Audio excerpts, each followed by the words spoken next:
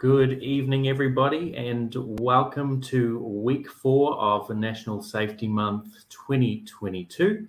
And this evening, we've got a fantastic presentation ahead with UPRT Australia joining us for our live stream with our focus of a loss of control for week 4 of National Safety Month.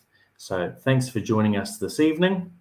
Of course, we'd like to take the opportunity to thank our week 4 sponsor, which is UPRT Australia themselves. They've donated a fantastic prize as part of our week 4 giveaway, which is one of our biggest prizes that we've had to give away yet. If you're joining us from the world of Facebook or from YouTube, you can jump online this evening to enter our prize draw. And that can be entered from www.raos.com.au/NSM for National Safety Month. Go to that web address there and you can click to enter the prize draw. At some stage throughout the presentation this evening, we'll have a code word that'll be shared on screen. Enter that code word into that draw and you go into win one of the 3 prizes for this week. So the first of those prizes is a UPRT course courtesy of UPRT Australia, which is an amazing giveaway and certainly one that our pilots should be keen to get involved in. We've also got a GME PLB courtesy of GME, and we've got an Oz Runways subscription to give away as well. So make sure you jump online, www.raos.com.au/NSM to go in the draw with the code word tonight.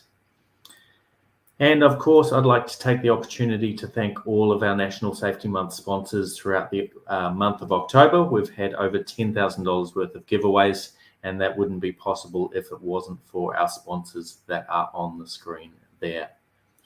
So on that note, I'd like to welcome in our representative from UPRT Australia this evening. And we've got Shane with us. Good evening, Shane. G'day, Cody. How are you? Good, thanks. Yourself? Yeah, good, mate. Really good. A little bit warm up here in Brisbane. Nice change from the little bit of wet weather we've been having. But our thoughts go out to everybody down south, down in southern New South Wales and Victoria, and hope that everybody's staying safe. Yeah, absolutely. There's certainly been some terrible weather around the country. Certainly not favourable for flying at the moment. Unfortunately, no. But yeah, fingers crossed for a change in the near future. Yes, so so. On that note, Shane, you'll be giving a presentation this evening. For our viewers out there, we will have a Q&A session at the end of Shane's presentation. So if you do have any questions, either chuck it in the chat box on our website or on Facebook and YouTube if you're joining from there, and we'll go to questions at the end of Shane's presentation. So, of course, thanks to UPRT for the sponsorship for National Safety Month, and we're really glad to have you guys on board. Oh, look, thanks very much for asking us, Cody. It's great to be involved with you guys and your members. I mean, RAOS does an amazing job of promoting safety and keeping safety at the forefront of the operation for your members, and that's what it's all about. It's about staying safe, keeping safe, and ensuring that all your members and your pilots and their families and friends come home safely at the end of every flight. So anything that we can do to support that is what we're here to do. That's certainly what it's all about, and no better place to start than loss of control, and certainly UPRT training in terms of preventing loss of control, which is our #1 cause of fatal accident, not only within RAOS, but in GA worldwide. So exactly, on that note, yeah, I mean, yep. Leave you to it. Okay, thanks. I'll take over the presentation from here. And once again, thank you very much for having us along, and great to be part of RAOS Safety Month, a great initiative from RAOS. And so this presentation today is about UPRT and loss of control in flight. So just an introduction about what this discussion is going to be about. And first one is, what is UPRT? So probably most of RAOS members do have a bit of an idea about what UPRT is. They may have a bit of an idea of what it involves and what it's designed to prevent. But we're just going to go into a little bit more detail, because there is a little bit more to UPRT than really what meets the eye and what people sort of assume it entails. We're also going to have a look at a little bit why aircraft upsets occur. So again, it's not always the most obvious reason. We will be looking at some fairly common loss of control in flight scenarios during this presentation, but it's important to understand that aircraft upsets can occur at any stage of flight, in any regime, and to any pilot of any experience in any type of aircraft. So it's really important to understand that aircraft upsets are not just limited to circuit events.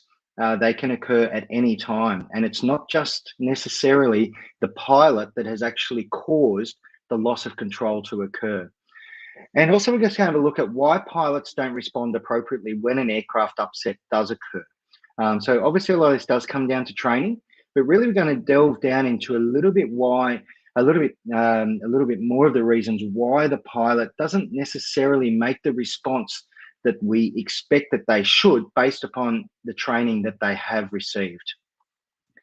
It's important to note that this discussion and briefing is just a very, very small snapshot of some of the elements within a UPRT course, and it's not a substitution for a fully integrated course. So integrated being classroom and aircraft training. So if some of this does tickle your fancy, please get in contact with us, and we'd be more than happy to explain how to go through this UPRT program. So first of all, what is UPRT? So UPRT, as we probably know, stands for Upset Prevention and Recovery Training. But where does it come from? So UPRT really started gaining a little bit of recognition within the global aviation industry around about actually 30 years ago. So as we know, most regulations, training requirements are trickled down from the airlines. But really where UPRT started coming to the fore was in the early 90s. There was a couple of major 737 accidents over in the States.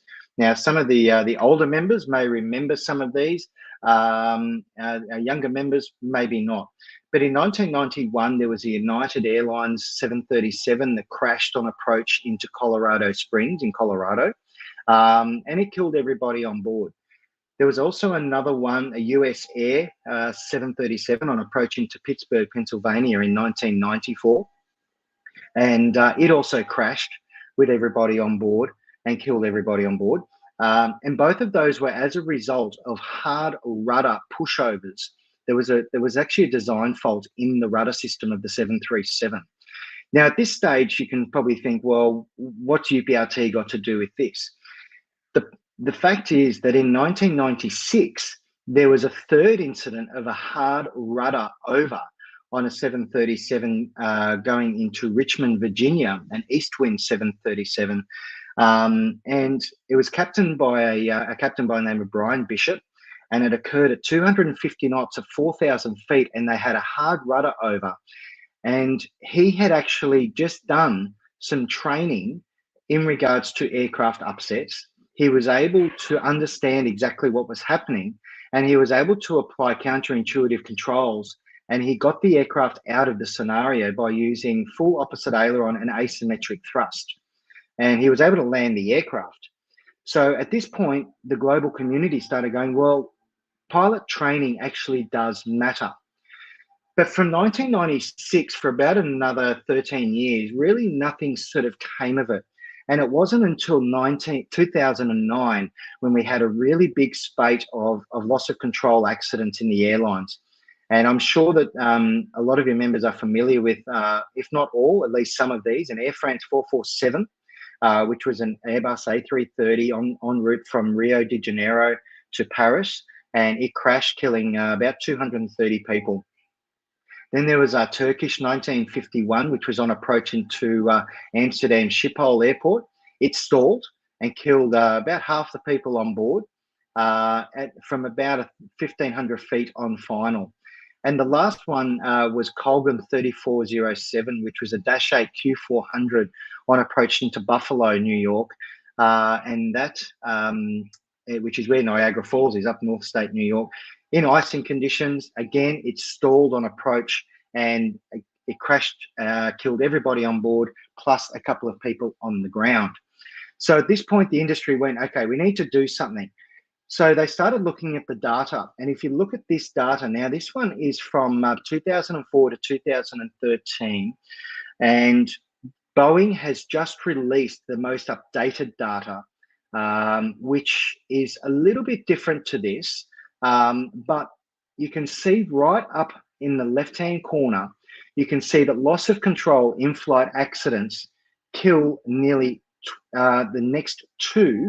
the equivalent of the next two causes of accidents. That is controlled flight into terrain and runway overruns or runway excursions on landing. It nearly kills both of those combined. So it really is a high chance that if you have a loss of control in flight event, you are going to have a fatal accident. Now, looking at that, you look at that and go, well, that's jet fleets, that's worldwide. What's that got to do with me? You've got to remember that these are highly trained airline pilots that are having these events and who go through regular recurrent training events to deal with pretty much any sort of scenario. And these are the pilots that are making these accidents. Now, as making these errors. So as I said, Boeing has just released the latest data from about 2013 through to 2021. And the numbers have reduced a little bit. The total fatalities have reduced a little bit, but loss of control in flight is still number one, and by a significant margin. So really, we're not seeing the trends that we want to see as yet. So again, these are jet fleets. These are wide-body airline pilots. What about recreational aircraft and general aviation? So general aviation in Australia, we can have a look that from 1991 to 2000, there were 215 fatal general aviation accidents, and 99 of those were had something to do with loss of control in flight. So nearly half of those fatal accidents in GA in that 10-year period were loss of control in flight. Now, you would think that our training gets a little bit better. So from 2010 to 2019, we would expect to see an improvement. Unfortunately, we don't. So in general aviation, between those that time period of 2010 to 2019, we saw 172 collisions with terrain. Now, that is an accident where the aircraft, it was not a controlled flight into terrain. It was not a CFIT. So the aircraft was out of control when it collided with terrain. There was an additional 60 loss of control in flight. So those accidents were where there was either eyewitness reports or data that confirmed that the aircraft actually did have a loss of control in flight prior to impact with the terrain. And there were 7 in-flight breakups. Now, not all of those would be a loss of control in flight, but certainly a good portion of those would probably be as a result of the pilot response and overstressing the aircraft as a result. Now, on top of that, we do have some RAOS data, which was released by ATSB, and the numbers are pretty high as well. So if you combine those there, from 2010 to 2019, between GA and RAOS, that equates to about 1 a week. So loss of control in flight is real, and it does affect all facets of aviation. So what we're going to have a look at is a couple of scenarios. And the first one that we're going to have a look at is the one that we are told a lot about during our training, and that is the base to final turn. So operating in the circuit, we're close to the ground. We don't have a lot of altitude buffer, and we're operating fairly close to the speed envelope of the aircraft because obviously we want to operate slow. We need to be back at our approach speed. So a lot of our trainees that come through the system get told by an instructor no more than 30 degrees angle of bank turning onto final. Now, that is an admirable approach. However, what it does is it doesn't tell us the whole story about how to manage the aircraft in the circuit. So we've often come around final while we're doing our training and we've seen something like this coming out the window at us and we go, oh my God, but I can't go beyond 30 degrees angle of bank. So there's a few options we can take in this scenario, but what we're going to have a look at is the reason why the base to final accident is so common and why it occurs and why that instructor that may have said to you, don't go beyond 30 degrees angle of bank, has actually set you up for this accident. So what we're looking at in this is what we call a skidding turn. So if you cast your mind back to when you did your training, you would have had a look at slips and skids and basically flying the aircraft out of balance. So what happens in this scenario is that we're stalling the aircraft in a skidding turn. All right, so a skid occurs when an aircraft yaws in the same direction as the angle of bank. That is, in a normal circuit, a left angle of bank with left yaw. Okay, so when we're doing a skidding turn, okay, the aircraft nose moves towards the ground like this. Okay, so we're applying left rudder in a left turn, and the aircraft nose is going to drop. All right, what happens is that this requires us to bring the stick back or to pull back to maintain our desired profile. So what happens is we have to raise the nose because otherwise we're going to get low and we're going to sink below our desired profile. So what this ends up in is a stall in a skidding turn. So a lot of the time we talk to pilots about stalling, we ask them, why does an aircraft stall? And inevitably, we always still get a response that we stall because we fly too slow. And unfortunately, that is not the case. It's part of the case, but not really the reason why the aircraft stalls. The reason an aircraft stalls is because it flies at too high of an angle of attack.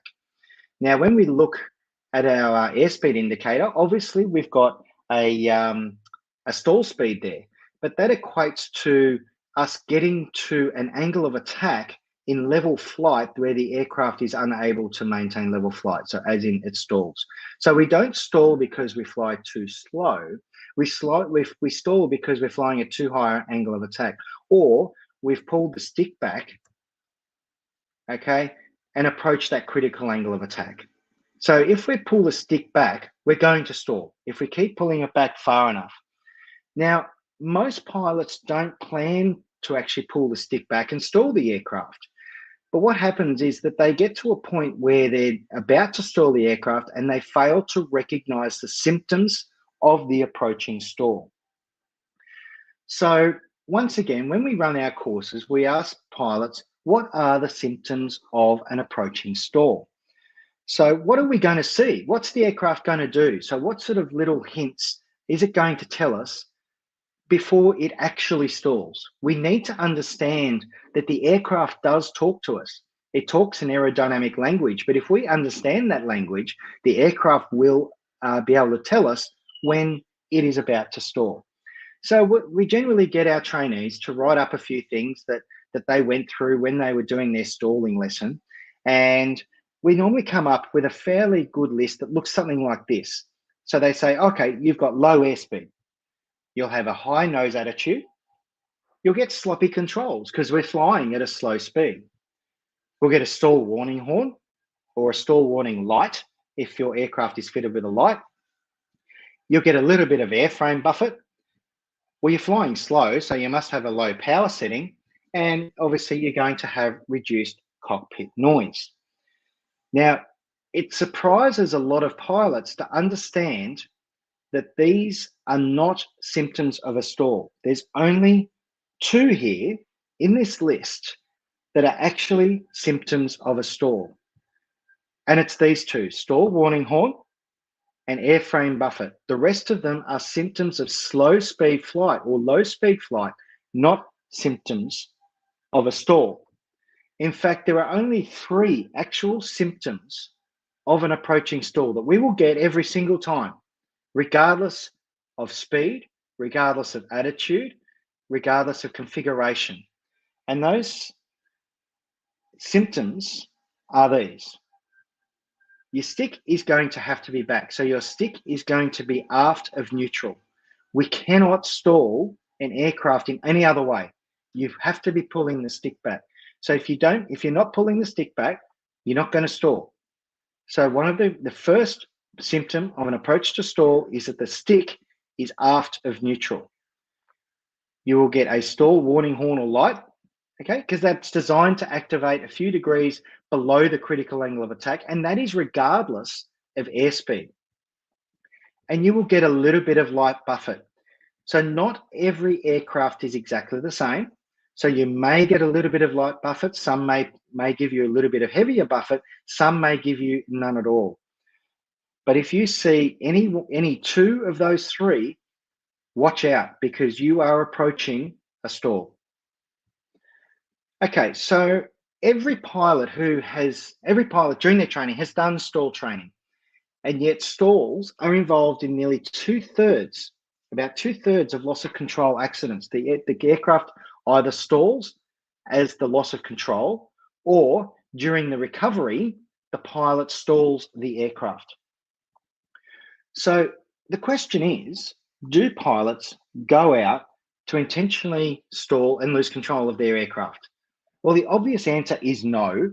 So we need to understand, why does this happen? So one thing that we can say for sure is that there is a misunderstanding around the stall.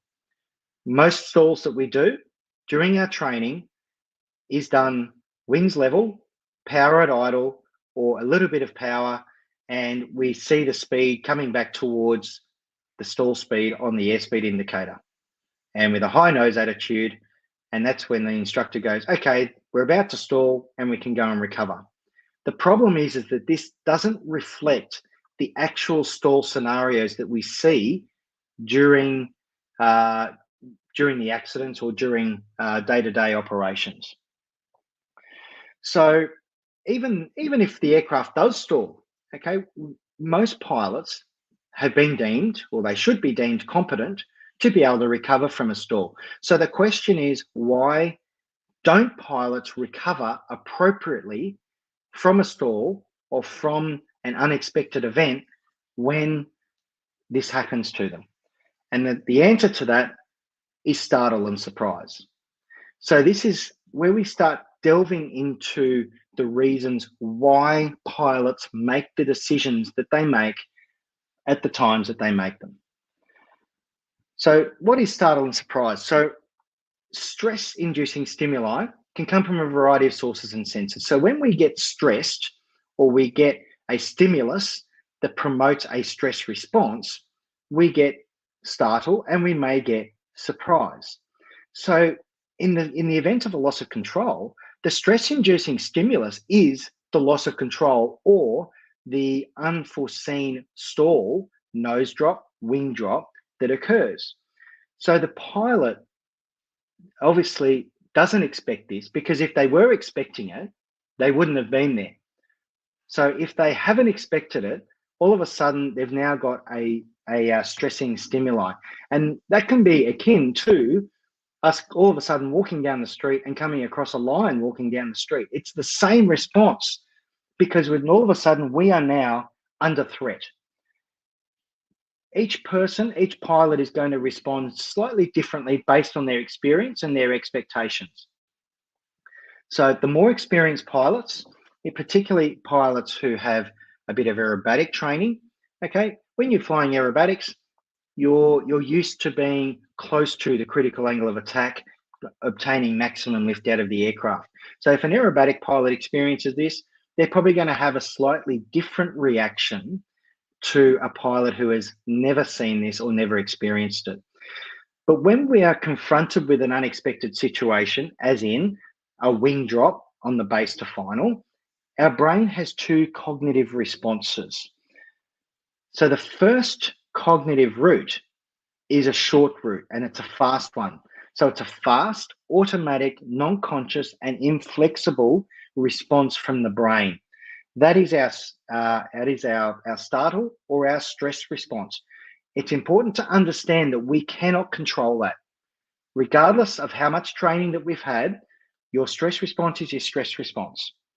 Okay, but the second one is it basically comes down to a little bit more training, a little bit more awareness, and that's slow, it's controlled, it's conscious, and it's flexible. So this is really our second longer route, is what we call our reflective route, and our short first route is our reflexive.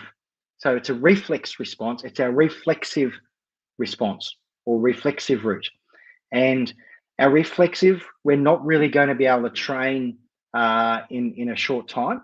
We're not going, if you haven't been trained appropriately in the appropriate reflexive response, you're not going to make the appropriate response.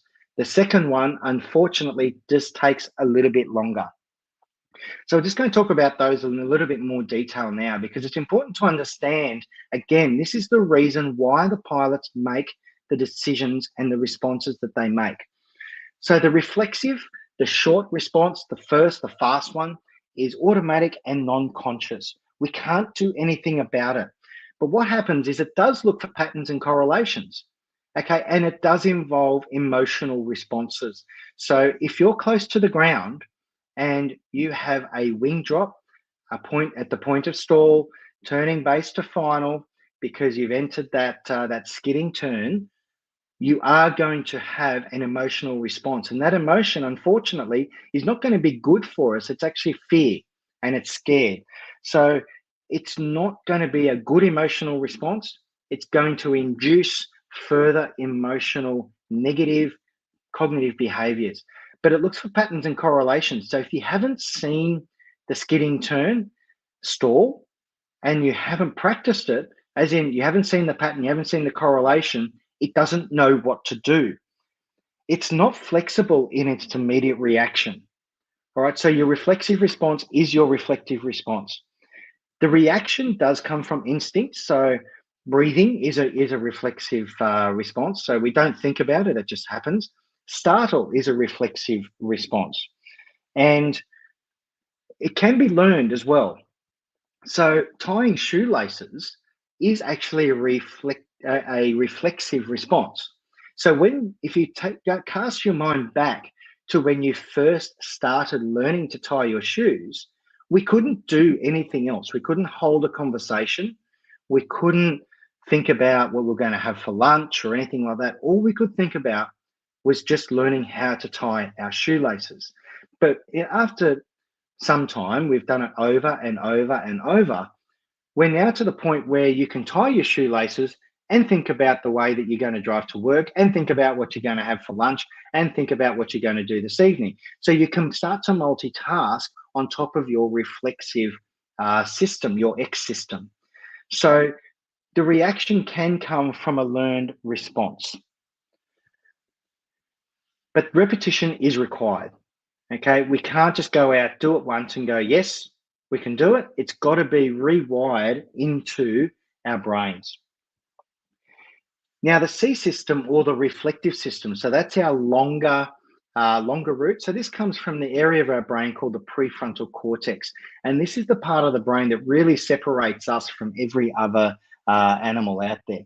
So the C system is intentional and it requires effortful processing and it takes time.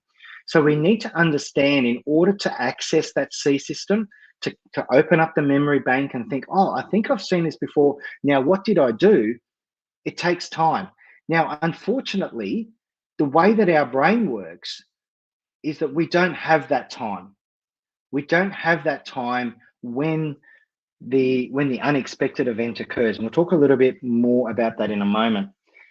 It can override or make adjustments to the X system, right? So if we take the scenario of returning a tennis shot. So probably a lot of you out there have played tennis in your time. But again, let's go back to when we were learning to tie our shoelaces. When we were learning to tie our shoelaces, that's all we could think about.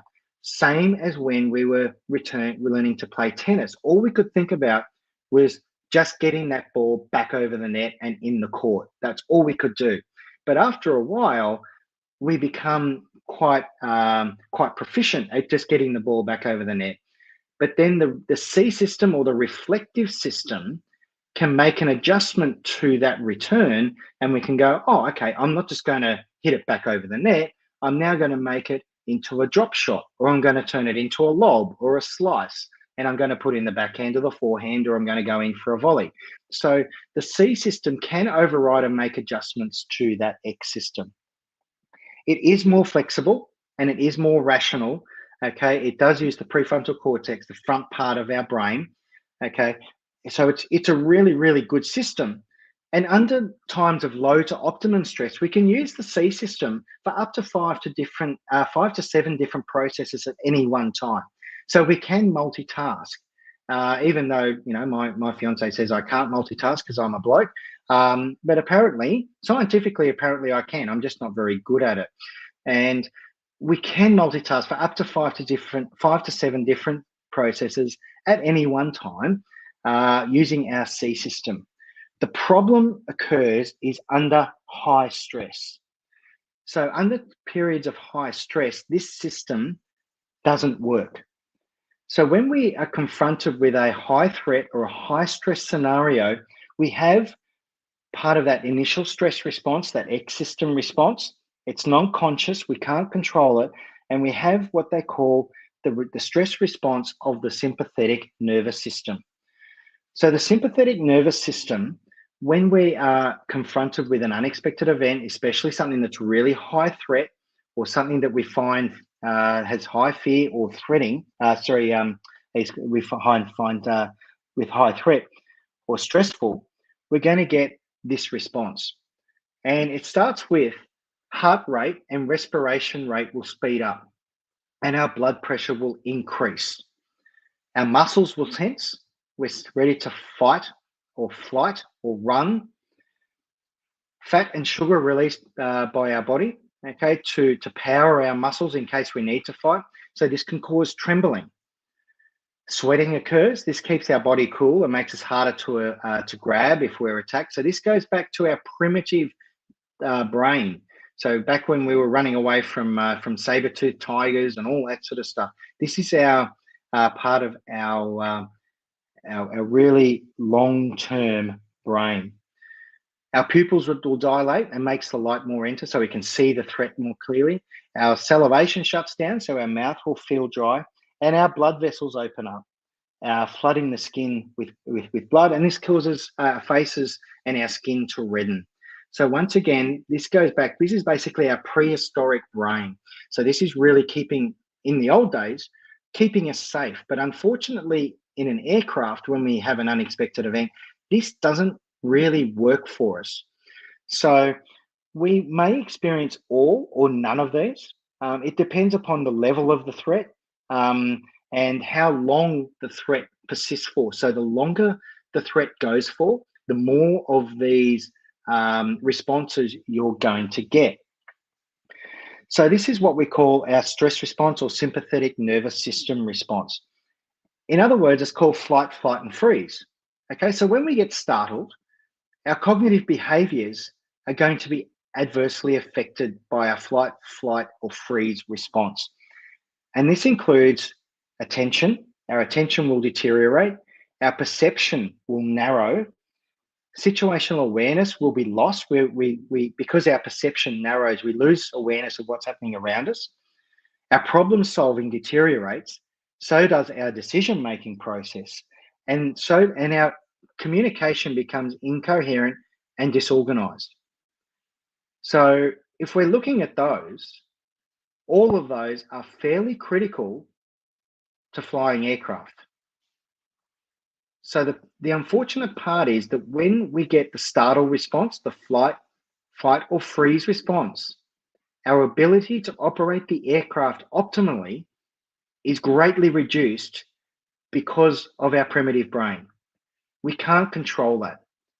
we're going to have to do something in order to control that. Okay, so what we've got to do is we've got to reduce that startle effect. Okay, it's important to understand that we cannot train away that initial startle. So I use the analogy of a door slamming or a clap of thunder. Okay, that often causes that startle response. But because we've heard it so many times, the brain immediately recognizes that, and the startle doesn't last very long. So we're able to shut down that sympathetic nervous response. But even if you do hear that clap of thunder, you often feel your heart rate immediately bump. You might feel your blood pressure go up a little bit, and your senses become heightened. But it reduces again fairly quickly because we've seen it before and we're used to it. So we've got to give our higher functions of the brain information through training and awareness to stop that startle quickly. So allow us to recognize, okay, I know what this is and I can control this. And we've got to work through a solution within our C system or our reflective system. So what we're doing is we're buying our higher functions time. That's really what we're trying to do. We can only do that through familiarity, desensitization, and training. That's the only thing that we can do in order to reduce the startle. So that's the startle part. And the other part that we spoke about before is surprise. Okay, so surprise is a little bit different to startle. Surprise is something that occurs outside our expectation of what's going to happen. Right, so when we go along in our day-to-day lives, we have a preconditioned expectation of normalcy. But when something occurs that's outside our framework of our expectation, but we know that it could happen, we can say to be surprised. Okay, so a couple of examples of that. The first one would be that you're driving along a main road and you're in a stream of traffic and there's a little gap between you and the car in front, but there's a larger gap between you and the car behind. You see a car coming out of a side street, your expectation would be that the car coming out of the side street will be going behind you because there's a larger gap. But all of a sudden, that car coming out of the side street goes in front of you. So you understand that it could happen, but you're not expecting it to happen. Now, when that occurs, you're automatically drawn to that. Your attentional shift and focus is drawn to that car. It's drawn to that new event. So surprise events have the problem of drawing our attention away from what we need to be doing. So that might be something as small as the oil pressure gauge on your aircraft starts flickering a little bit. Once that starts to happen, I guarantee that you've never looked at that oil pressure gauge so closely and for such a long period of time as what you have when it starts flickering. The other example that we often use when we talk about surprise events is it doesn't work real well for those members joining us from Western Australia or Canberra, unfortunately. But if I say to most people, close your eyes and think of a swan, and I say, what color is the swan? Most people are going to say it's white. But we know that there are black swans, and people know that there are black swans, but they don't expect to see them. Again, unless you're in Perth or you're in Canberra, where they're very common. But if you think about that, when we use the swan analogy and we say, oh, well, that's a black swan, that is where the saying a black swan event comes from. So a black swan event is an event that we know from mathematics, we know that it probably could happen, but we don't expect it to happen. Okay, the probability of it occurring is very, very low. But a surprise event does cause that automatic interruption of your mental process, and it's followed by an attentional shift and focus to the new events. And unfortunately, during an operation of an aircraft, again, especially when we're low to the ground, if we're at low airspeed, that is not a good thing to occur. So what we need to do is we need to rewire our X system response. Now, when we come across an event that we're not expecting, one of the emotional responses, as I said, is that we experience is going to be fear. So we've got to be able to overcome fear. And we've got to be able to make counterintuitive responses. So let's take the approach to stall scenario. So we spoke about stalling as being a problem of an aerodynamic nature where we've exceeded the critical angle of attack because we've pulled back on the stick. Now at low altitude, it's not going to be counterintuitive for us to move that stick forward.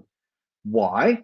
Because we know that when we push forward on the stick or the column, as our instructor said, you push forward, their houses get bigger. You don't want the houses to get bigger. It's going to be counterintuitive to do that. But in order for us to recover the aircraft, we've got to be able to make that counterintuitive response and at least relax the back pressure that we're holding in. The other thing that's going to be counterintuitive against that is that we have an automatic response to want to move away from the threat. So the threat to us in this scenario, again, is the ground. If we hit the ground, we're probably going to hurt ourselves pretty badly. And that's the threat. So how do we move away from the ground? Well, we pull back on the stick.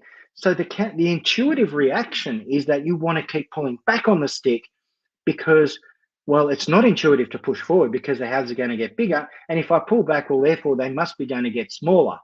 So that is a counterintuitive reaction response that we have to make.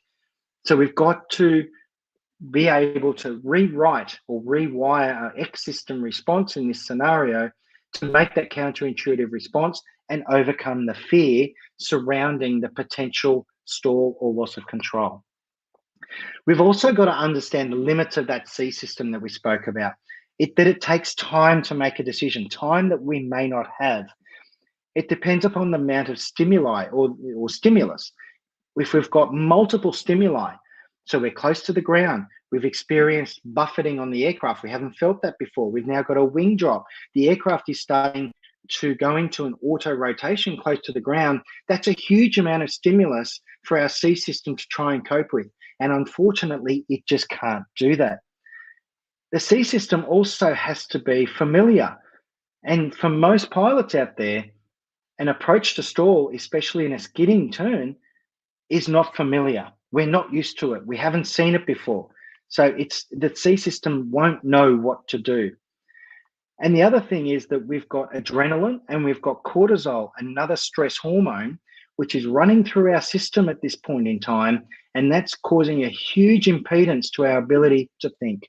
Now, the problem is that we really only have up to around about 5 to 8 seconds before the adrenaline and cortisol hormones actually impede our C system or our prefrontal cortex to the point where it becomes unavailable totally.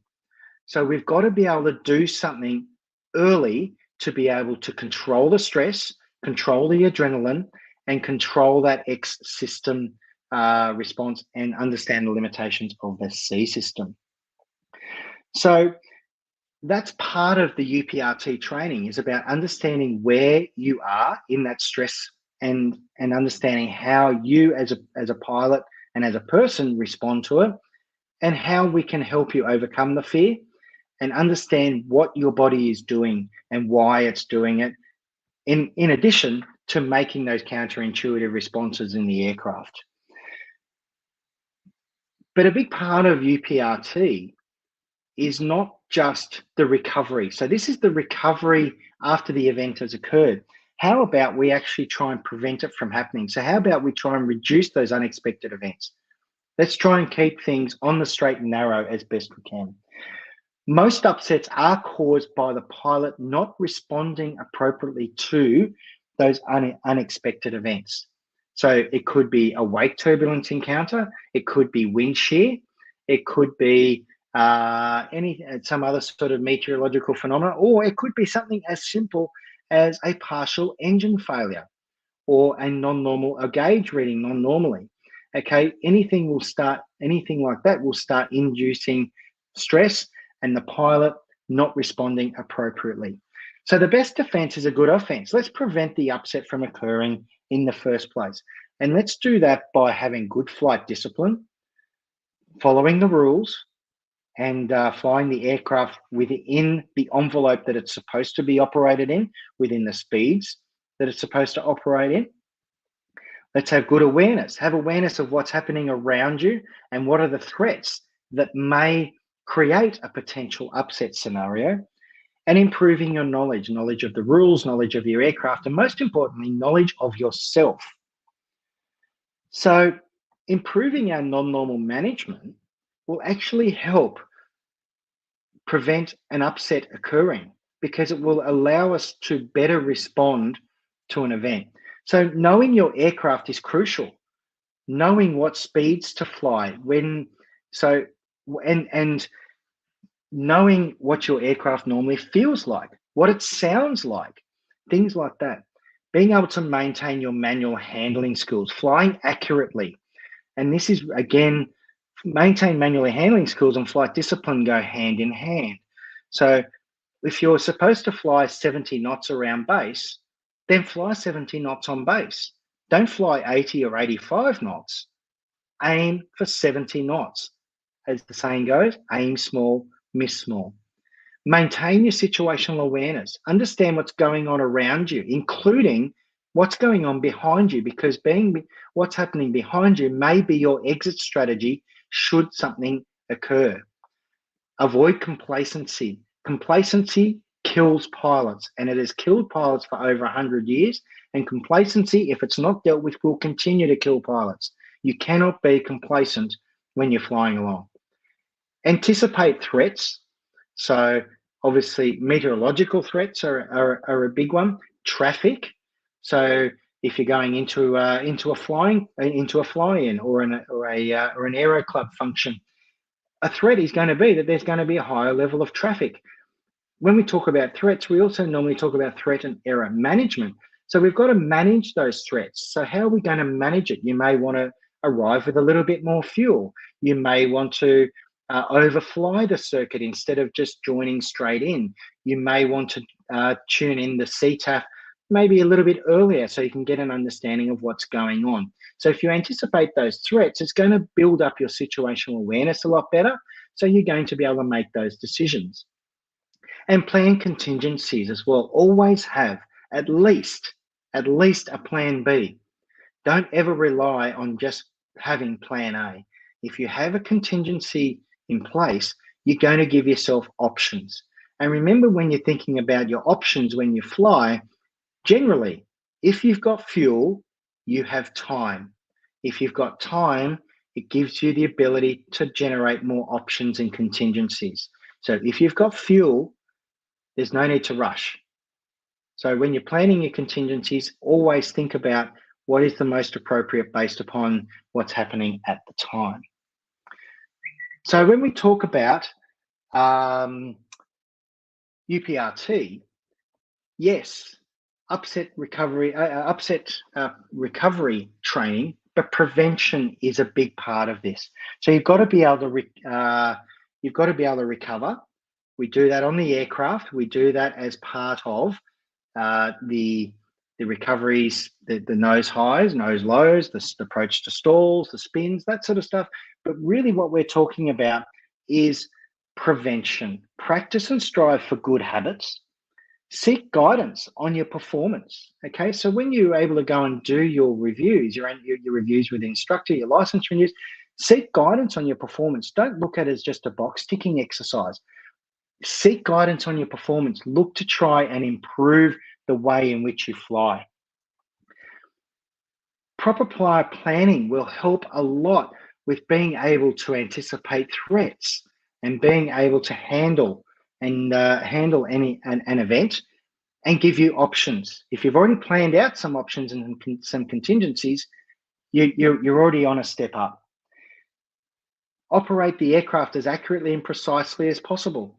Don't strive to fly within 20 knots. Strive to fly within 5 knots. Improve awareness of your aircraft's envelope and systems. Okay, so never be complacent that you know everything about your aircraft and that you know exactly what's going to happen every single time. Okay, you've got to know your aircraft and you've got to know what it's going to do and how it handles, because every aircraft, regardless of whether it may have come out of the same factory and it might be the aircraft straight off the production line as the one in front. They're going to have very, very slight and possible large deviations in the way that they handle. And finally, there is no space for deliberate violations of the rules. This is a flight discipline matter. If you go out and you violate the rules, you are setting yourself up for a really bad event to happen to you. So I'm going to go back now to the introduction. So what is UPRT? Well, as I hope you've sort of gathered from it, there's more to it than just unusual attitude recoveries. There's far more to it. It's about understanding what's happening around you, what's happening with your aircraft, improving your knowledge, and really what it's about is improving resilience in the pilot to be able to deal with a non-normal event. Why do aircraft upsets occur? Well, as we spoke about, they can occur for any reason. There are a number of reasons why an aircraft upset occurs, but generally it does occur because of the pilot's response to that event. And hopefully we've sort of started to give a bit of knowledge on why pilots don't respond appropriately when an aircraft upset does occur. Okay, we've got all those negative cognitive behaviors which start to kick in, and unless you get appropriate training in that, you are deemed to continue to make those errors. So if you ask yourself, do I have sufficient knowledge on how to respond to a non-normal event? Do I have the awareness within my own operations to see a bad situation unfolding? And do I have the aerodynamic and personal knowledge on how to recover from an aircraft upset? If you answer no to any one of those questions, you need to do a UPRT course because you are setting yourself up for a potential loss of control in flight event. So before I finish this presentation and we go back to some questions and answers, there's a few frequently asked questions that we get asked. So I'll just get rid of some of those first. So the first one is, do I need to have a CASA license to do some UPRT training? And the answer is most definitely no. And that's obviously evidenced by the fact that we're here now talking to RAOs. In fact, probably more than 50% of our level 1 UPRT course trainees are actually come from RAOs, which is a really, really great piece of news because it's really being accepted by you and your fellow members. So no, you don't have to have a CASA license at all to come and do this training, even though we are doing training in VH registered aircraft. Is there a minimum experience? No, there's not. So we've had pilots with as little experience as about 20 or 25 hours come and do the course. So no, there's no minimum experience requirement. And most certainly, if you're early in your career and or your flying training, it's probably a good idea to come in earlier and come and have a look at this training, because what we're able to do is, one, recognize and see if there's any bad habits developing, and we're able to start ingraining those counterintuitive responses really early on. This is one I get quite a bit. I've never been close to a loss of control in flight before, so why do I need to do this training? So my immediate response to this is, how do you know that you've never been close to a loss of control in flight before? And generally, most pilots can't answer that. So if you don't know, you don't know. And without coming and doing the training, you're not going to know just how close you may have been. Do you need to come to Brisbane? So obviously UPRT Australia, we're based at Archerfield Airport up here in the Sunshine State. No, you don't have to come to Brisbane. If we get enough trainees within an area, say the Riverina or Central Queensland or anywhere really, we're happy to come and bring the course to you. I'm also happy to say that we've just started a satellite operation at Bankstown Airport, and we will be able to, within hopefully in about 6 weeks' time, we will be able to deliver our UPRT training down at Bankstown as well. You don't need any aerobatic experience, none at all. We are using an aerobatic aircraft, most certainly. And all our instructors are highly experienced aerobatic pilots. but we do that because of the nature of the training that we're doing. You don't have to have any aerobatic experience at all. The course is designed to elicit a certain response from the pilot.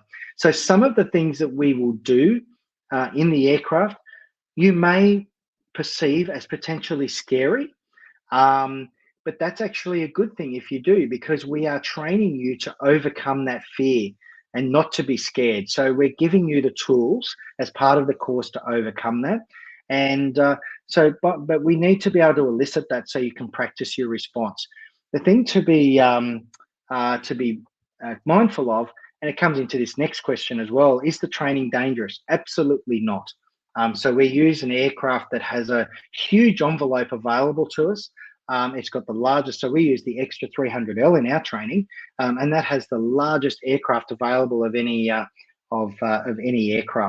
so of any aerobatic aircraft. So we use the envelope as a safety margin. Plus, all of our training has been designed with huge buffers involved. So the training is not dangerous, but we are training to respond to a potential unexpected event. So you're not going to be comfortable all the time, but that's a good thing. We need to take you outside your comfort zone to make you better.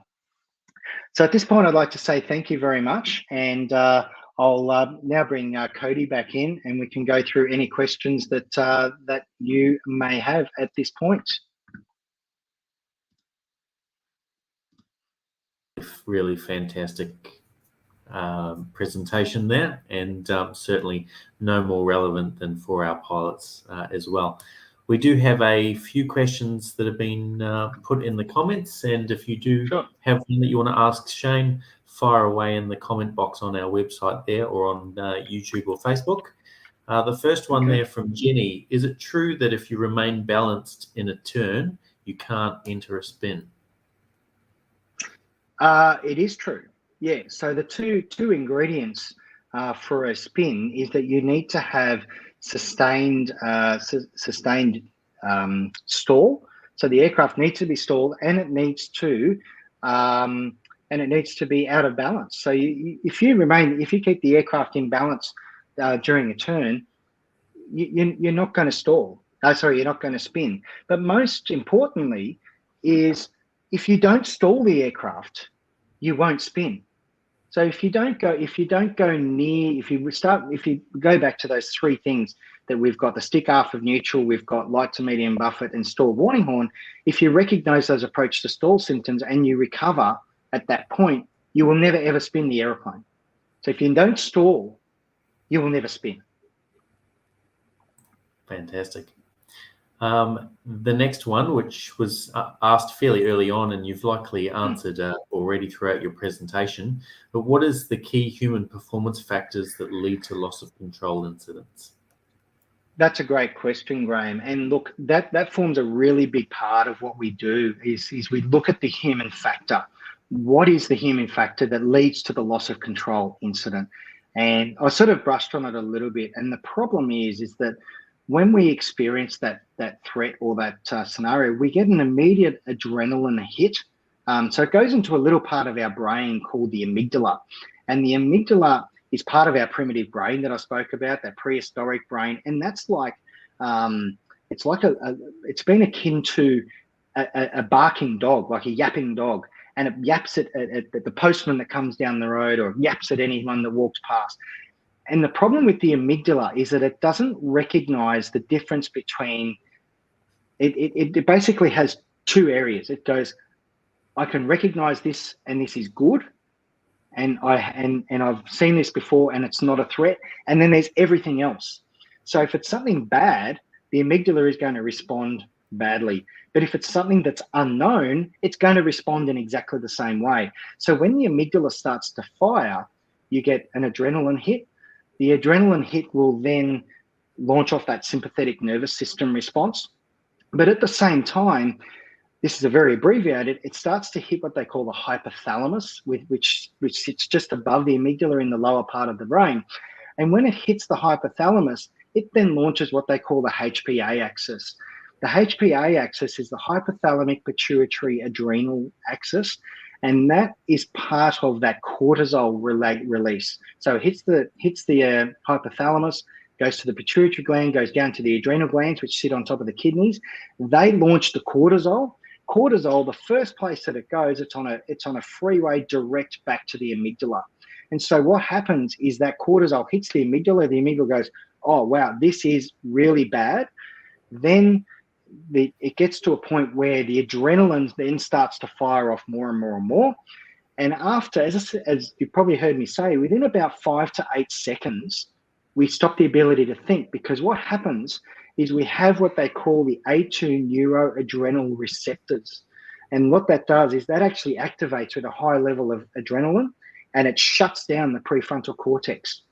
So that's why if you've ever seen someone after a car accident or something and they have no idea what happened, they have no idea where they are, who they are, or what day it is, that's because those A2 neuroadrenal receptors have activated, and now we can't think. And unfortunately, in an aircraft, that's pretty important to be able to think. So that's the human factor part that we have to be able to control and recognize. Mm-hmm. Absolutely. And I certainly related when you're talking about the startle effect and surprise with the example of if your oil pressure needle starts fluctuating, you won't focus on anything else more in your life. And there are pilots who probably didn't even realize they had oil pressure gauges, much less the fact that it can actually move. And once it starts moving, as soon as you see something that you're not expecting, your attention, unbelievable. Yeah, absolutely. And I think anyone who's been in an emergency type situation will be able to reflect back on how they actually responded in that point in time. And I was unfortunate to experience an electrical fire on a charter flight one day. And I will always remember that initial smell and just the initial first shock, I guess, of that situation. And it certainly took a fair amount of time to compose and get back into procedures and what are we going to do to resolve the situation. And that's exactly right. I mean, and we can train and we can train and we can train, but when the event occurs for real, the first instinct is going to be, is this really happening? There's going to be an element of disbelief and going, hang on, this can't be right. We've got to be able to control that as well. That's for sure. Yeah. Absolutely. Another question here from Stephen. You said that stick must be aft of neutral for a stall. Is this true for all trim positions? Yes, you've got to be able to hold. If you, the only way that the aircraft will stall, most recreational and general aviation aircraft will have limited trim to basically to the point where it won't let you get into a deep stall, but you will be able to trim the aircraft back. So when we're talking about stick position, the same goes for trim. So if you trim enough back stick in, then yes, you can stall the aircraft as well. Absolutely. A good question from Graham. Are there some armchair techniques to improve our counterintuitive responses? Unfortunately, Graham, the counterintuitive responses really can only be learned in the environment. As much as you can sit there and think about it, it is one of those things, unfortunately, that you do have to experience. And you can, to a certain degree, armchair fly scenarios. And you can think about, okay, well, if I see an approach to stall, yes, I've got to push the stick forward. But until you actually experience it for real and you've actually started experiencing those negative cognitive behaviors, there's not really much you can do. So there is a limitation on it. By all means, you can certainly sit there and think about an armchair fly, the circuit, and what if I see this and the what ifs and how am I going to respond? But the counterintuitive responses really have to be learned in the aircraft and seen within the context of the way that it happens in the aircraft. Yeah, absolutely. And one final question we've had come through from Liam. Do you have to have a tail wheel endorsement to complete training? That's a really good question, Liam. Absolutely not. No. So as I said, so we use the Extra for our training, a very high performance tail wheel aeroplane. We are not training you to fly that aircraft. We are using that aircraft as a tool in order to achieve an outcome within the aircraft. So really, the instructor will do all the takeoffs and landings. They will fly the aircraft below 1,000 feet. That's an insurance thing. And once we get above 1,000 feet, fill your boots. But no, you don't have to have a tail wheel endorsement. The instructor does all the takeoffs and landings. And once again, people do get a little bit intimidated by the aircraft that we use, because it is a really cool aeroplane and it's a lot of fun, but it can do some pretty amazing stuff. But we're not using that within the training. Essentially, we're using it as an envelope that allows us for the trainee to make mistakes, and it allows us time to fix the errors later.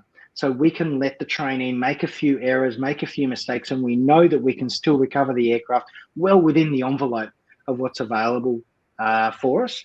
But we're not using it to train a pilot to pull 6 or 7G or anything like that. Everything that we do on that aircraft will be within the limitations of the type of aircraft that you fly. So we will do no more than positive 3G, and we will not do any negative G maneuvers during any recoveries either. Absolutely. That's all the questions we've had come through on the live stream. No worries. But I've got a couple myself. Okay. One of the situations that we see most commonly within RAOs is pilots entering a stall spin, most commonly due to distraction, and often when they're focused on a point on the ground. So we have a lot of pilots who might use their aircraft at home for inspecting their farm, for stock spotting, or in a situation where, for example, you might just be circling a point on the ground for a friend to take some photos.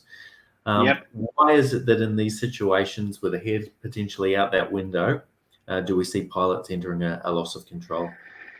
It's a really, really good question. I think the other term of that accident is like the whale watching accident. So pilots get in and start looking around. So what happens is, so obviously if you're inspecting something, or you're trying to get a photo taken, or you see a pod of whales or dolphins, you don't want to fly past at 115 knots. So the first thing that the pilot does is they're going to slow down.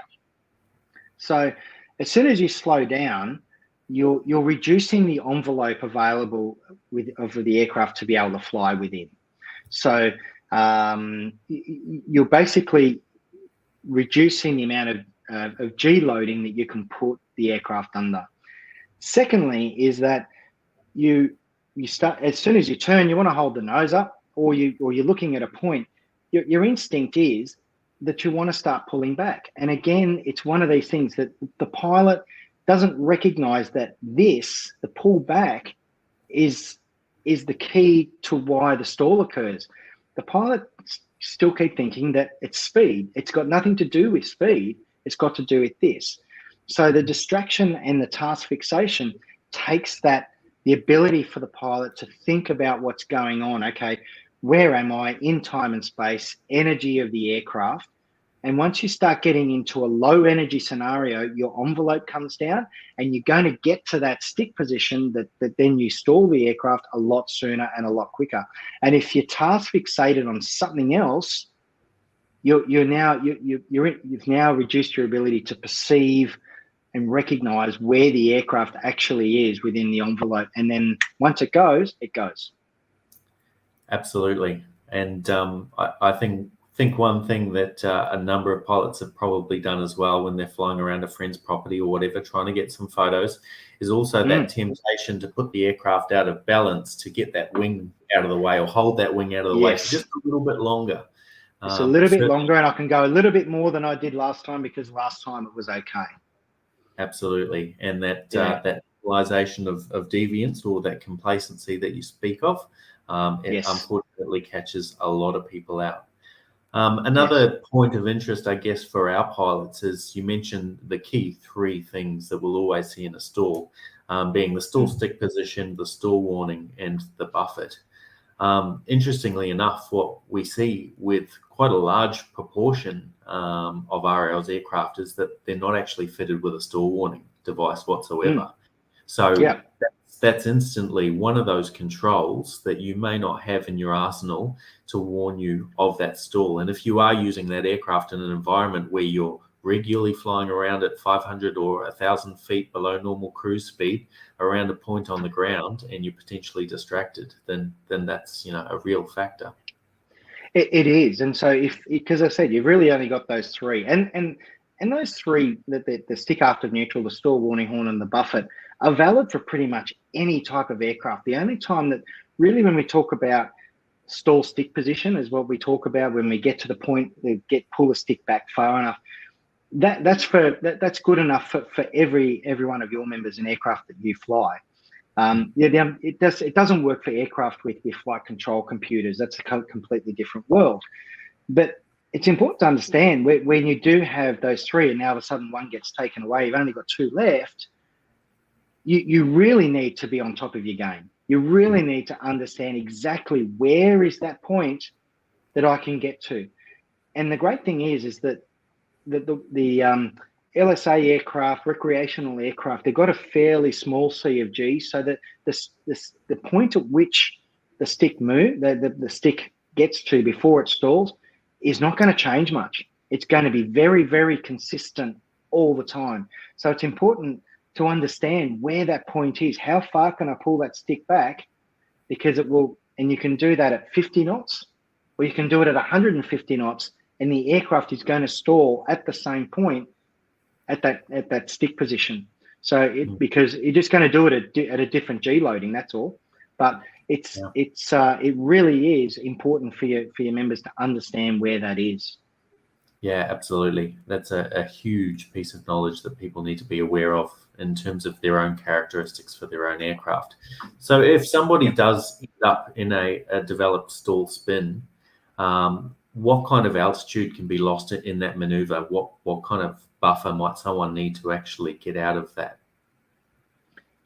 So if you entered, so let's say the base to final scenario, so you end up in that skidding turn, and the aircraft does depart from the skidding turn. So the aircraft will always depart in the way in which the aircraft is yawed. So in the skidding turn, the aircraft is yawed towards the ground. So the aircraft is going to drop the wing in towards the ground. So you're going to have a lot less time, as opposed to if you're in a slipping turn and the aircraft departs over the top. But if you depart in a skidding turn, you're going to need a good 1,500 feet if you're onto it to be able to recover the aircraft.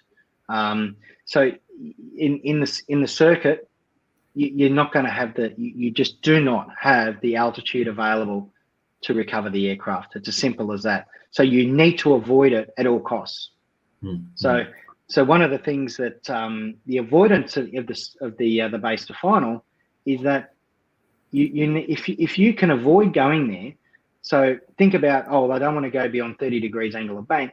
But okay, so what are the options here? One, you can go beyond 30 degrees angle of bank if you are carrying enough airspeed. You can go beyond that. You can go up to 40 degrees angle of bank if you want, so long as you are in balance. If the aircraft is in balance, you'll be okay. Or go around. Just go around. There's nothing wrong with a go around. A go around should be a normal procedure and something that we practice, so that we don't get into a scenario where we're going, I need to get the thing in because I don't know what to do from here.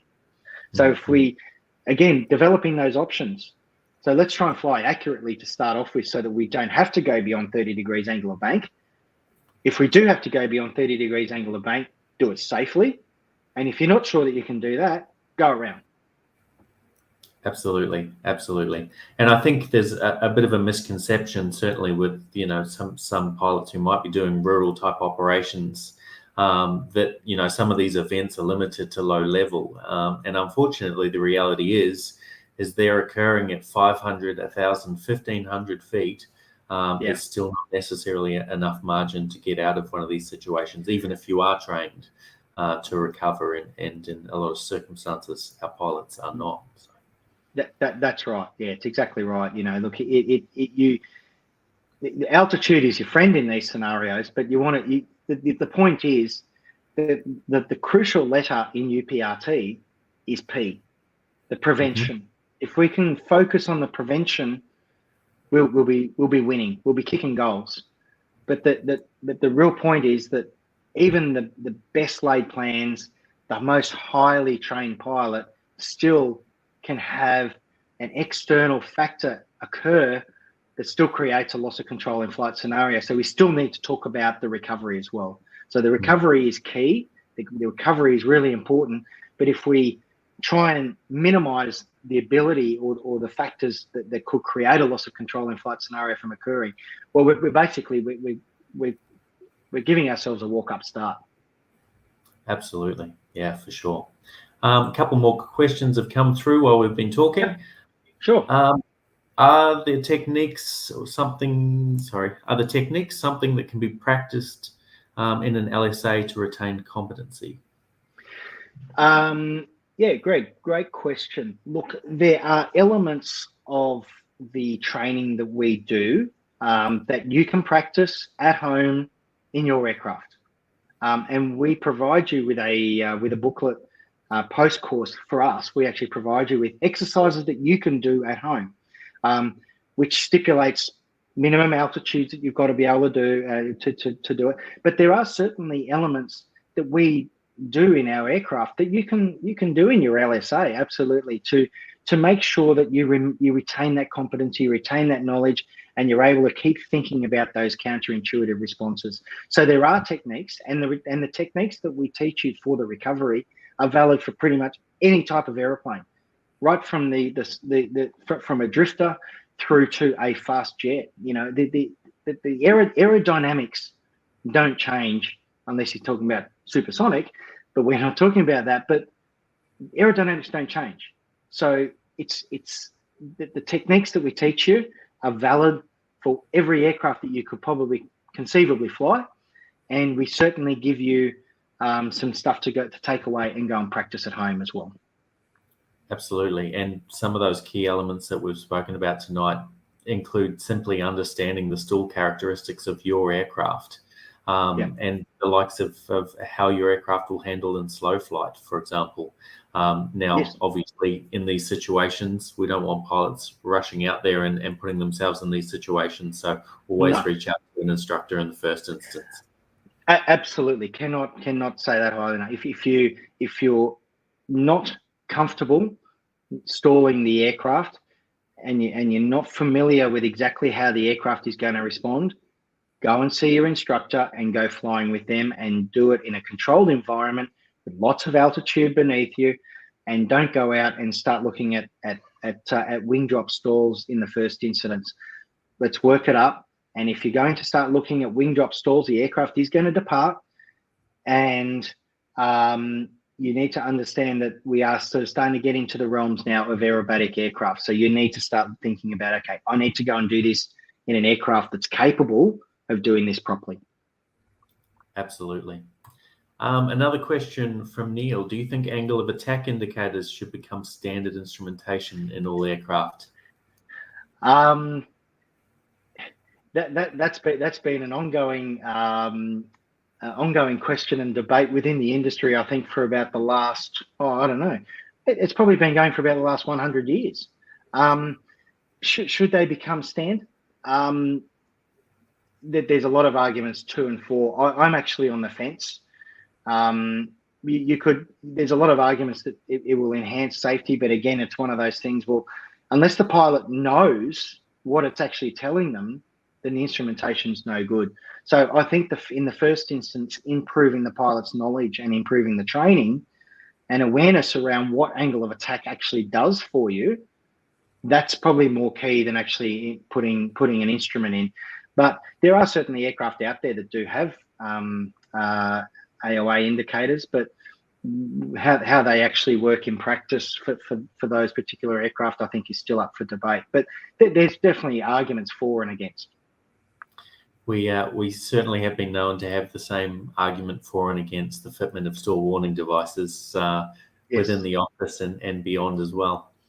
Yes, I think it's going to be one of those questions I'm going to be firmly on the fence about.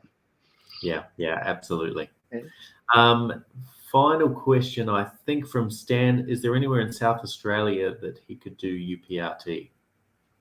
Stan, I'm not sure if there's anyone who's providing it down there.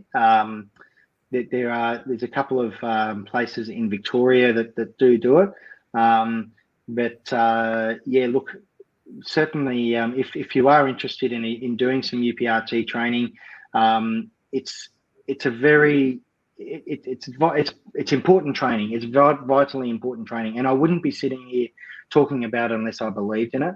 But if you are interested in it, it's definitely worth the cost of a few extra $100 on top of the course to probably get on an aircraft, fly somewhere where you know it'll be done properly by appropriately certified and trained and experienced pilots. Absolutely. And I think, we often buy an aircraft that might be $150,000 and we go and put, a few $100 fuel in it. What is the ultimate price to pay for safety? And when we know that this is one of the most common causes of fatal accidents, then it's a pretty small price to pay when, unfortunately, a number of members and those around the world have lost their lives in these situations. Yes, I want to emphasize as well that through our data within RAOs, these occurrences don't happen purely to low-time pilots. In fact, there's not a huge correlation to any particular experience level. So we've had accidents of loss of control happen from low-time pilots who have recently obtained an RPC through to pilots with 20, 30,000 hours. And I think an example of that is a number of people might know Paul Bertorelli from AvWeb. And I think at one stage he actually put up a video of himself who nearly ended up in a stall spin situation on the base to final turn. And he is an extremely experienced pilot who often talks about this scenario and still almost got caught out. So it's certainly not for the low time pilot, or you're certainly not above receiving this training, regardless of absolutely not. Yeah, couldn't agree more. One final question. How will a weight shift controlled pilot benefit from the training? It's a good question.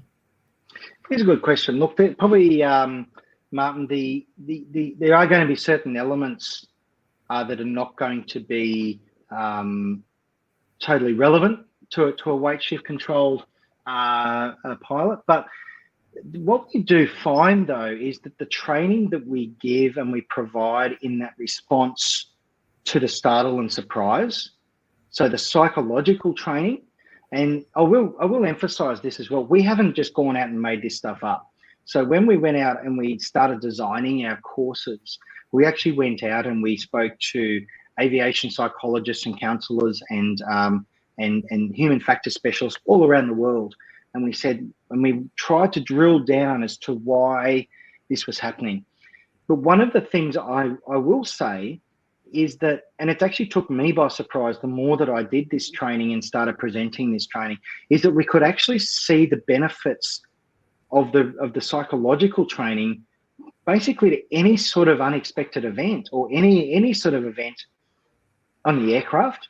And actually, to be honest, in any event, like you could be driving your car or riding your bike, and if you go through the recovery techniques that we teach you, it's going to provide you with the ability to think, and where otherwise you wouldn't be able to. So, I mean, you could be talking about inclement bad weather coming in unforecast, and you start getting stressed about it and start getting focused on it. That the techniques will help you maintain focus and go through a good decision-making process. You could be lost. You could be, suffering, for piloted for powered aircraft.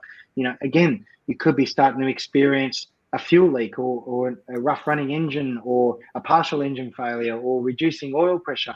These sorts of things induce the same event or the same response as the events that we spoke about with the loss of control in flight. So the responses that we teach are actually valid for any one of those scenarios as well. So there are going to be elements that are not particularly relevant, but as a training, as a response, it is totally relevant. Absolutely. And this is not just something that's being introduced in the general aviation space either. You guys are obviously involved at all levels with this training. Yeah, absolutely. Look, it's been mandated by ICAO to basically to airline pilots, and we're talking about pilots who are trained 4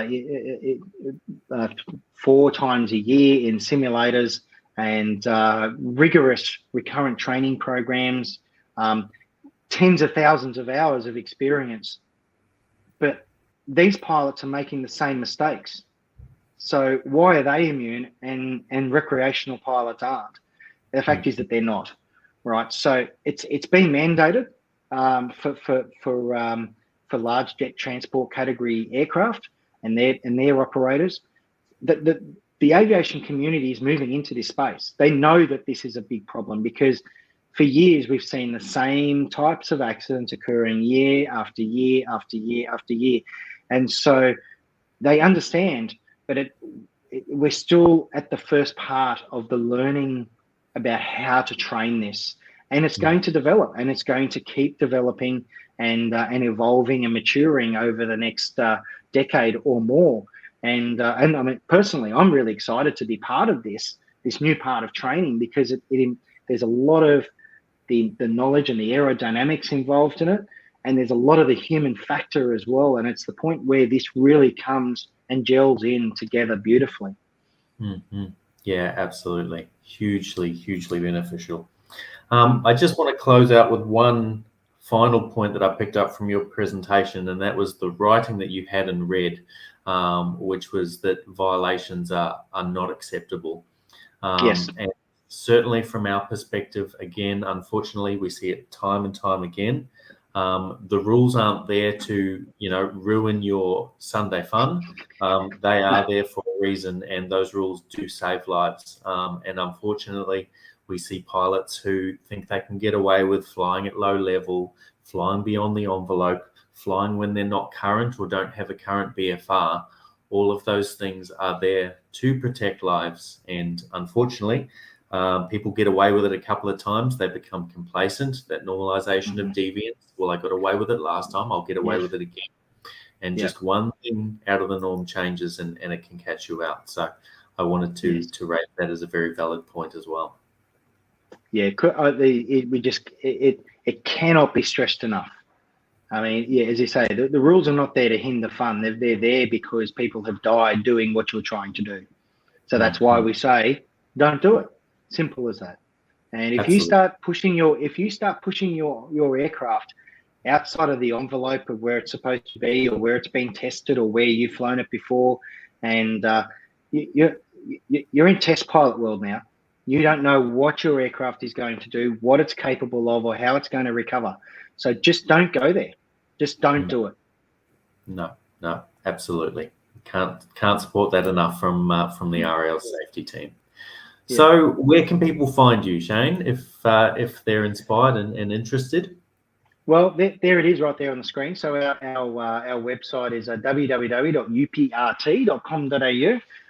Go on there. It'll give you the different types of training that we provide. You can sign up for a course. We've got different payment options as well. So our level 1 course, which is ideally suited for RAO's members, is $3,750. So it's not a small amount, but in the big scheme of things, it's probably the best insurance policy you will ever take out during your flying career. But we do have payment options, so you're not burdened with that cost straight up. We're also on LinkedIn, Facebook. If you follow bush flyers and the pilot groups on Facebook, you probably see us post occasionally, sort of showing what we're up to. So please reach out, and we'd love to hear from you. And if you've got any questions, there's the ability to launch an inquiry on our web, and we'll get back to you as soon as we can and answer any of your questions. Absolutely. So once again, that was a fantastic presentation, and we would really like to thank UPRT Australia for the support for National Safety Month, and of course for joining us this evening. It's been an absolute pleasure, Cody, and always, as I said early on, we love working with RAOs. We love what you guys are doing and what you're providing for the aviation community. And as we walk forward down this path of safety, we'll be right there through the journey with you. Absolutely, and we can't wait to see what else comes out from UPRT Australia, and it's fantastic to see professionals like yourself taking the lead in this space. So once again, thanks for taking the time out of your evening. Thanks for joining us, and thanks for a fantastic presentation. Pleasure, Cody. Thanks very much. Thank you. Alrighty, so thank you all very much for joining in this evening. I'm sure you'll all agree that that was a fantastic presentation, a huge number of takeaway messages there for all pilots, regardless of your experience level. I'd like to close out once again, of course, by thanking UPRT Australia as our Week 4 sponsor of National Safety Month.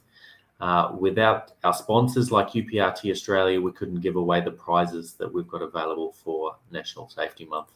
Of course, if you would like to enter the draw to win one of those courses that Shane mentioned, worth $3,750, huge value there, jump into our website, www.rls.com.au/NSM, enter the code word, and it's there on the screen, and you'll go in the draw. Now, you do have to be a current flying member or junior member of RLs to win that prize. However, there are a couple of additional prizes there, one of which is a GME PLB and an Oz Runway subscription, which you don't have to be a current member for. And of course, I'd like to take the opportunity to thank all of our sponsors of National Safety Month. We couldn't hold National Safety Month and give away the prizes that we do if it weren't for these people.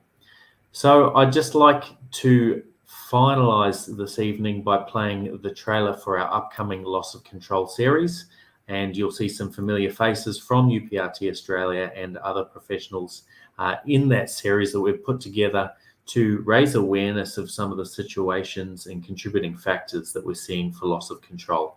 Now, this of course doesn't it doesn't replace the need for training with a professional in the space. The idea of the series is for awareness, but we're really excited about this 3-part series. If you tune in next Thursday night at the same time, we're premiering our first episode, which is loss of control events in takeoff phase. And by watching, you'll be able to obtain an additional entry into our Week 4 prize draw. So once again, thanks for joining us this evening. And we'll leave you with our loss of control trailer, which is premiering episode 1, 7 p.m. Next week. So thanks for joining. Every year in sport and general aviation, loss of control events are the single most significant contributor to serious and fatal aircraft accidents. Recognising the onset early and avoiding it in the first place. By the time I'd got it, the aircraft had become airborne in a 3-point attitude. I probably didn't even have time to think, oh, The plane went into about a 360-degree stall spin and impacted the ground. It's a clear stall spin, high nose attitude and then a stall.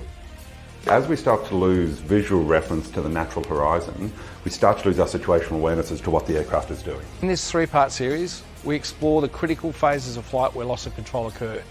We look at the primary causes, we look at contributing factors, and we talk to real pilots, subject matter experts, and we delve into the situations and how to avoid these types of accidents.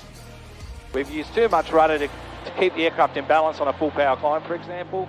And now the aeroplane is very slutty. Now I've gone over. Left rudder and departure.